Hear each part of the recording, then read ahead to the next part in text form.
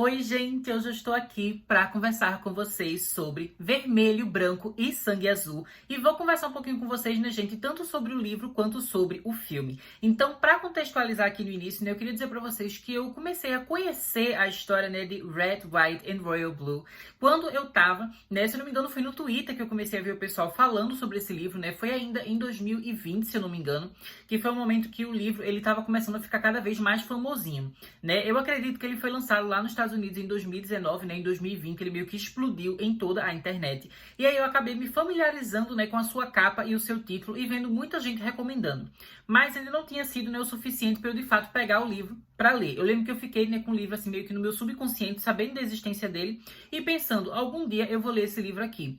Mas, né, eu acho que o que acabou me fazendo, de fato, começar a ler esse livro, né, pegar aí na livraria, comprar para ler, foi, né, no ano de 2021, que a gente teve o lançamento daquela série da Netflix, né, Young Royals, que foi uma série que eu gostei muito.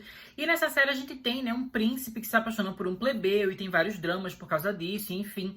E eu lembro que nessa época tinha algumas pessoas na internet que começaram a falar, né, sobre Vermelho, Branco e Sangue Azul, algumas dizendo que era uma cópia, que era um plágio, e aqui eu já queria deixar claro para vocês que não é a história, né, de Vermelho, Branco e Sangue Azul e a história da série Young Royals. É bem diferente, né? Inclusive, eu acho que se você gosta de um, é possível que você goste do outro, mas não é plágio, não é a mesma coisa, né? É bem diferente mesmo. Mas o fato é que, né, em 2021, quando eu assisti Young Royals, eu achei a série muito legal, achei o romance, né, muito fofo, eu gostei também do drama, né, de toda aquela intensidade, né, do fato do príncipe, ele não poder ser um menino gay, né, ele não poder ser homossexual livremente. Então, eu achei que foi algo que estava na minha cabeça ali, que eu tinha curtido, né, ver aquela série, eu fiquei pensando, talvez eu devesse ler esse livro, que é similar, né? O pessoal falava que era uma obra, né, de um romance aquileano muito incrível, né, que a gente tinha aqui representatividade, né, um casal, né, que tinha um menino que era gay e um cara, né, que ele era bissexual, os dois acabavam se apaixonando aqui, e por causa disso, né, eu acabei falando, sabe de uma coisa, gente, eu finalmente vou ler esse livro aqui. E então eu lembro que eu comprei, né, comprei a versão brasileira em português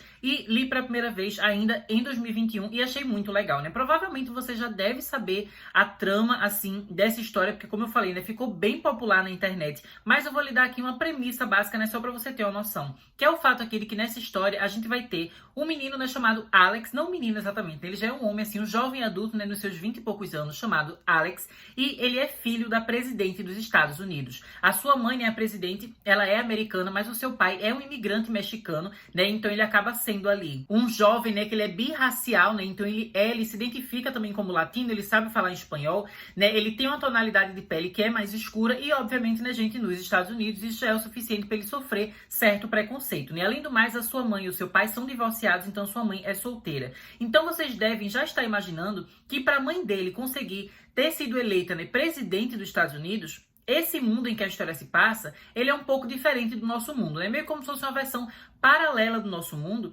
e ela acabou conseguindo, né, se tornar presidente bem naquela época, né, que nos Estados Unidos, no mundo real, quem estava se tornando presidente era o Donald Trump. Então, o universo em que essa história se passa, né, é uma versão bem melhor da realidade, em que os Estados Unidos, né, e o mundo de forma geral, eles estão meio que caminhando, né, de uma jornada assim mais progressista, né, mais diversificada e mais, né, aberta assim para as minorias, para o empoderamento das mulheres, né, das pessoas LGBT e das minorias raciais. E por outro lado, né, a gente já tem o Henry, que é um príncipe, né? Ele é o príncipe da Inglaterra e ele já é, assim, visualmente, toda aquela coisa, assim, clichê de príncipe encantado, né? Que ele é loiro, que ele é alto, que ele é bonito, enfim, que ele parece que saiu dos sonhos de alguém, né? Saiu de um conto de fadas. E aqui, dentro dessa história, a gente vai ver, né, o romance entre esses dois personagens, né? Então vai acabar sendo uma coisa muito complicada, não só pelo fato, né, de ser um romance aquileano, né? Ou seja, entre dois homens, um bissexual, né, que é o Alex, e um rapaz que é gay, né, que é o Henry, mas também porque eles são duas figuras políticas, né? Então isso vai mudar tudo no mundo, né? Esse relacionamento deles é uma coisa assim que é muito perigosa e muito avassaladora. Agora que eu estabeleci essa premissa básica, né, gente, da história, eu queria dizer pra vocês que, assim,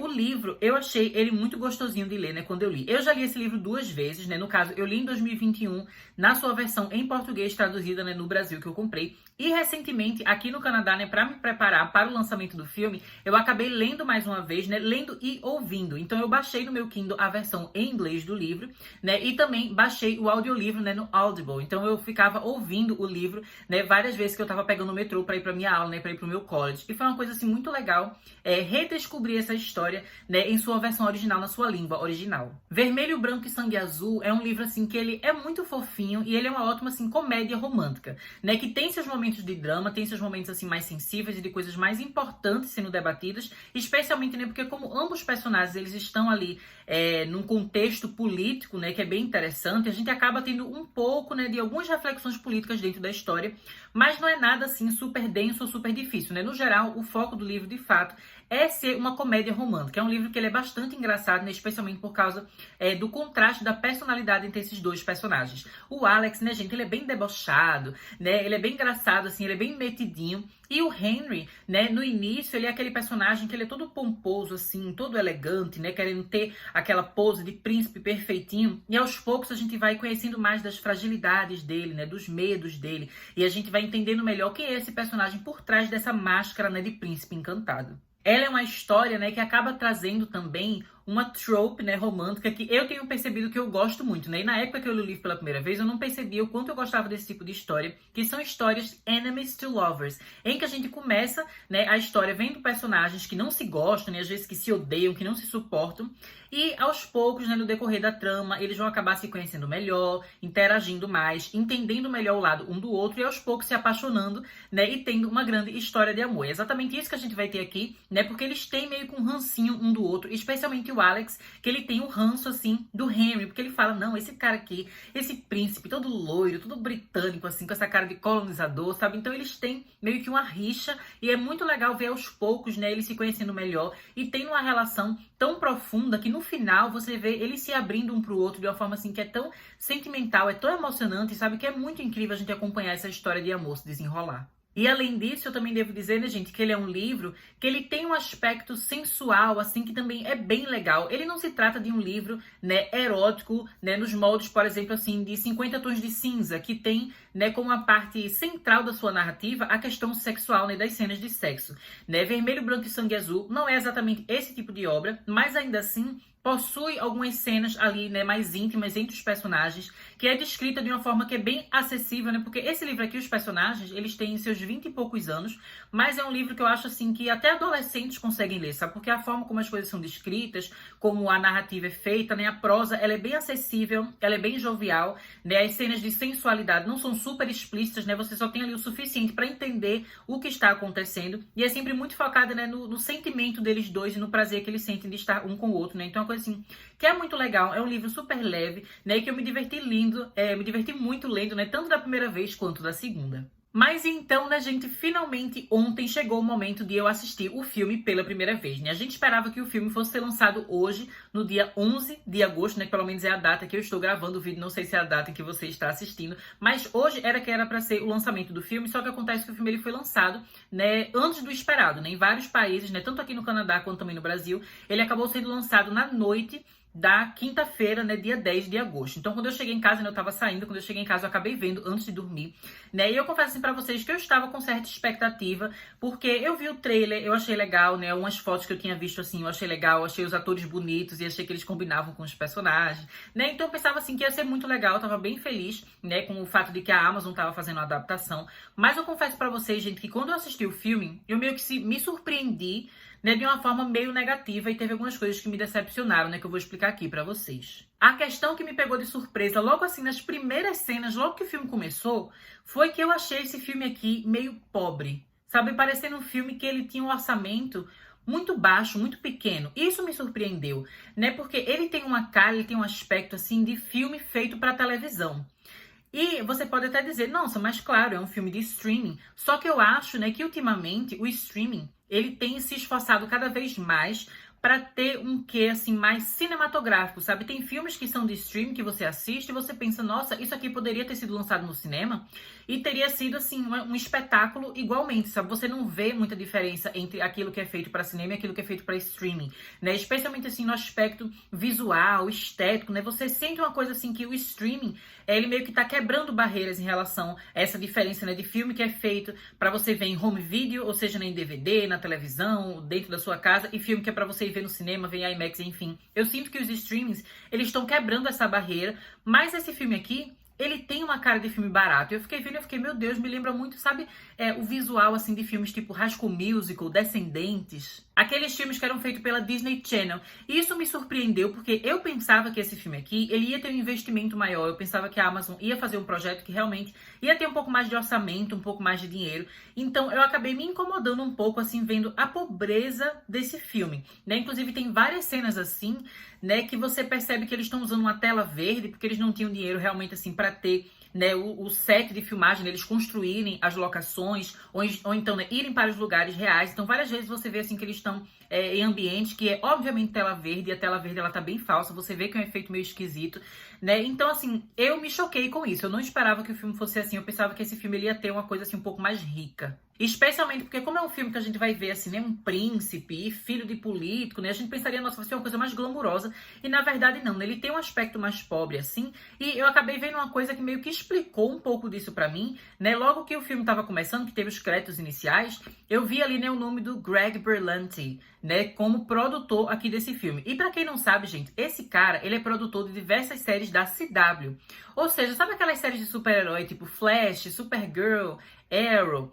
Ele é produtor dessas séries. E esse filme aqui, ele tem um aspecto visual que lembra bastante aquelas séries, sabe? Uma coisa que é realmente um pouco barata. E isso me incomodou, porque eu acho que esse filme aqui, né, especialmente pelo sucesso que o livro fez, pela popularidade da história, eu imaginava que a Amazon ia investir mais, eu imaginava que a Amazon ia acreditar mais nessa história e dar mais dinheiro.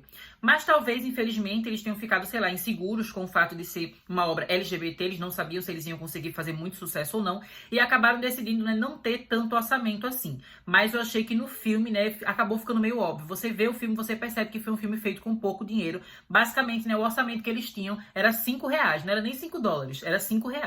E outra coisa que me incomodou também, né, gente? E assim, eu queria só explicar pra vocês não saírem do vídeo aqui agora, é que eu tô falando primeiro do que me incomodou, mas eu não odiei o filme, né? Eu prefiro falar logo as partes ruins, pra no fim falar da parte boa e você sair daqui do vídeo, né, terminar o vídeo, concluir o vídeo de uma forma mais positiva, né? Por isso que eu prefiro falar o que eu achei ruim, né? E além dessa pobreza, né, dessa coisa do baixo orçamento, eu também não gostei da direção desse filme. Aqui nesse filme a gente tem um diretor, deixa eu até ver aqui o nome dele, que é o Matheus Lopes, né? E esse diretor, ele é meio que iniciante, né? Esse é o primeiro longa-metragem dele, é o primeiro filme que ele faz. E eu achei que a direção dele é meio assim, sem muita personalidade, né? Ele meio que não tem muito o que dizer com a sua filmagem, né? Eu achei que o filme, ele tem, né, ângulos assim que são bem básicos. Você não vê muita criatividade, você não vê muita delicadeza na direção das cenas, sabe? Eu acho que todos os movimentos da câmera, a forma como ele vai explorar o ambiente ao redor dos personagens, tudo é feito de uma forma muito básica, né? E eu acho que o fato do filme não ter tanto dinheiro, né, não ter tanto orçamento, acaba piorando essa questão, especialmente, né, quando eu falo assim das ambientações e das locações, porque como eles têm só uma tela verde, você sente que a câmera não tem um dinamismo assim, como vai passando assim no ambiente, vai mostrando os personagens, enfim. Então eu achei que tudo é muito parado, assim, muito seco, muito impessoal e muito sem personalidade, né? Então eu achei assim que tecnicamente esse filme ele me decepcionou. Eu esperava que ele fosse ser bem melhor.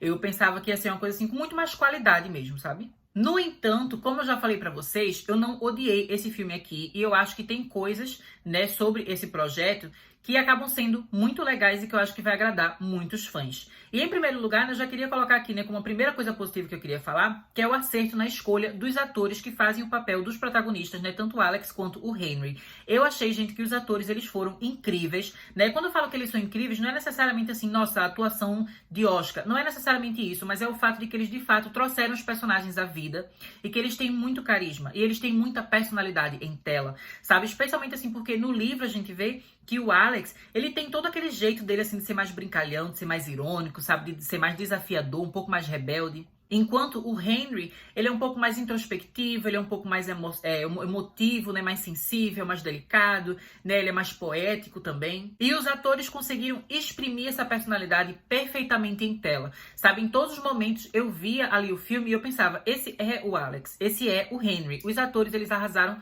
muito. Eles têm uma química também muito boa um com o outro, sabe? Todas as cenas que ele tem, as cenas quando eles estão brigando no início, a cena quando eles começam a ficar mais amigos, né? E depois a cena quando de fato eles começam a se relacionar, começam a ter um namoro ali, escondido e tudo mais. Eu achei que foi tudo muito bem feito, né? Porque os atores, eles têm química, eles se dão bem juntos. Você vê que eles estão confortáveis um com o outro, você vê assim que eles se entregam ao personagem. E tudo isso, né, acaba fazendo com que a história funcione, apesar das suas falhas, assim, mais técnicas, né? Apesar dele não ser tão perfeito, assim, tão bem feito, eu sinto que, pelo fato dos atores se entregarem e eles terem química, isso acaba trazendo coração ao filme. Então você acaba conseguindo curtir, mesmo com os aspectos que não são tão legais, né? O filme, ele continua funcionando. E outra coisa que eu também acho que ajuda a fazer o filme funcionar, especialmente para o público que é fã do livro, é o fato de que essa obra aqui, né, gente, é uma adaptação que ela é bem fiel. Eu digo isso porque, assim, né, ultimamente não tanto, mas eu lembro que no passado, quando eu era um pouco, assim, mais jovem, eu tinha mania de acompanhar, assim, diversas sagas literárias e suas adaptações, né? Então eu acompanhei Harry Potter, acompanhei Crepúsculo, acompanhei Jogos Vorazes, acompanhei Divergente, acompanhei 16 Luas, acompanhei A Hospedeira, acompanhei Percy Jackson, né? Algumas adaptações foram boas, outras não, mas no geral eu meio que fazia parte desse universo, assim, de acompanhar essas adaptações e ver tudo que estava rolando. E eu acho que, exatamente por ter essa experiência, né, de já ter lido outros livros, assim, jovens, né, e ver suas adaptações, eu achei que a adaptação desse livro aqui, né, e esse filme aqui, foi muito bem feita, foi bem fiel. Obviamente, tem algumas mudanças, tem alguns personagens do livro que não estão presentes no filme, tem personagens do filme que eles não existem no livro, né, algumas funções ali da narrativa acabam sendo um pouco mudadas, né, alguns personagens fazem algumas coisas que eles não fazem no livro, enfim. Mas, de modo geral, a história ela é bem fiel, né, eles vão seguindo, assim, detalhe por detalhe os acontecimentos ali, a ordem de acontecimentos que tem no livro, né, vários dos momentos mais importantes do livro estão presentes no filme. E eu acho que se você é fã do livro, se você gosta da história, né, você vai acabar se agradando com isso, né, porque realmente é uma adaptação que é muito boa nesse sentido, né, de ser fiel, né, e de trazer exatamente aqueles momentos importantes, né, especiais que estavam presentes no livro. Mas voltando aqui a falar, né, gente, eu falei que eu ia só terminar o vídeo falando só coisa boa, mas eu vou ter que falar agora também de uma coisa que me desagradou um pouco. É que eu pensava, né, eu esperava que esse filme, especialmente porque eu vi que ele ia ter uma classificação, né, ele ia ser rated R, né, então é tipo como se fosse 18 anos o filme, e eles falavam, né, que ia ter ali um conteúdo sexual, né, mais erótico, enfim, e eu esperava que o filme ele fosse ser de fato um pouco mais sensual e erótico. E eu repito, né, assim como eu estava falando do livro, que eu sei que a vibe de vermelho, branco e sangue azul não é de ser uns 50 tons de cinza, né, que é mais focado de fato nessa questão sexual. Eu sabia que o foco da história não seria isso. Mas ainda assim eu esperava que fossem ter essas cenas, né, de intimidade dos personagens, e eu esperava que fossem cenas que fossem sensuais. Mas eu achei que a direção, né, mais uma vez, foi bem inexpressiva na forma como gravou as cenas de intimidade entre os personagens. Eu achei que não foi tão sensual, eu achei assim que os cortes eram muito secos, os ângulos, né, eles não sabia criar meio que aquele mistério, aquela coisa assim, aquela beleza dos corpos unidos, enfim. Então, obviamente, assim, como eu falei, os atores, eles têm química, e os atores também são bem bonitos. Então, as cenas que a gente tem deles ali, né, se relacionando, eles fazendo sexo, assim, são interessantes de ser assistida por causa disso, né, da química dos atores e porque eles são bonitos. Mas sobre uma perspectiva, assim, de direção, eu achei que deixou a desejar, sabe? Existem outros filmes que eu gosto, que eu acho que tem uma sensibilidade maior na forma como essas cenas são filmadas, né? Que tem uma coisa, assim, mais erótica, de fato. Até a própria série Young Royals, né? Que eu trazendo de volta essa comparação aqui, a gente tem cenas de sexo nessa série que eu acho que elas são filmadas de um jeito que é mais interessante, sabe? Que é mais... eu não sei, que você realmente sente que você está observando uma coisa verdadeira que está acontecendo, né? Uma intimidade real, enquanto aqui eu senti que parecia de fato assim uma peça, né? Parecia que você estava vendo, né? Que você estava vendo um filme sendo feito. Eu achei que você não se perde dentro da cena, sabe? Você não se sente, né, enquanto espectador, incluído dentro da cena, sabe? De certa forma, como se fosse quase assim um voyeur, sabe? Eu não senti essa experiência nesse filme, e isso é algo que normalmente eu gosto de ver em cenas assim mais de intimidade, de sensualidade, né? Eu achei que esse filme meio que deixou a desejar nesse aspecto. Mas é aquilo, né, gente? Como eu falei, acaba compensando o fato dos atores serem muito legais, né? Eles serem muito bons, eles conseguirem trazer à vida os personagens, né? Cada um com a sua individualidade, com a sua personalidade, e sempre, né, tendo muita química juntos. Eles são fofos, a história também é divertida, porque como eu falei, como vai seguindo a história do livro, né, tintim por tintim, acontecimento por acontecimento, acaba sendo divertido. Esse filme, ele tem a sensação de você ver tipo um grande novelão, sabe? Aquele dramalhão mexicano, assim, que tem a reviravolta e tem a paixão e eles são inimigos e começam a se gostar, enfim. Então, todas aquelas coisas dramáticas que a gente se diverte assistindo, que a gente acha legal, tem aqui nesse filme. Então, é muito divertido de assistir. Eu só esperava, né, que ele fosse, assim, tecnicamente mais bem feito. Mas mesmo com os defeitos, eu acho que ainda vale a pena assistir, né? Tanto para quem é fã do livro, para quem é fã do livro, eu acho que você tem a obrigação de assistir, nem que seja só uma vez, né? Você precisa ver essa adaptação aqui, que vai ser muito legal. E para quem não lê o livro, quem não conhece essa história, né, mas tem interesse por romance, né? Gosta de histórias de romance, gosta de comédia romântica, eu acho que vale a pena dar uma chance para essa história aqui. Especialmente se você for uma pessoa que é LGBT, né? Eu acho que é sempre legal a gente apoiar obras que são LGBT também, né? Então aqui a gente sabe, né, que, por exemplo, o próprio diretor, ele também é uma pessoa LGBT, então a representatividade não é só os personagens que estão em tela, né, mas também pessoas por trás das câmeras, né? Inclusive a própria pessoa que escreveu o livro também é LGBT, também é queer, né? Então é algo assim que eu acho que se você faz parte da comunidade, vale a pena, né, você apoiar e você experimentar, né, tentar conhecer, tentar assistir, tentar ler. Então, basicamente é isso, né, gente, que eu tinha para conversar com vocês hoje sobre Vermelho, Branco e Sangue Azul. Eu espero que vocês tenham gostado desse vídeo. Deixo vocês por aqui. Até mais!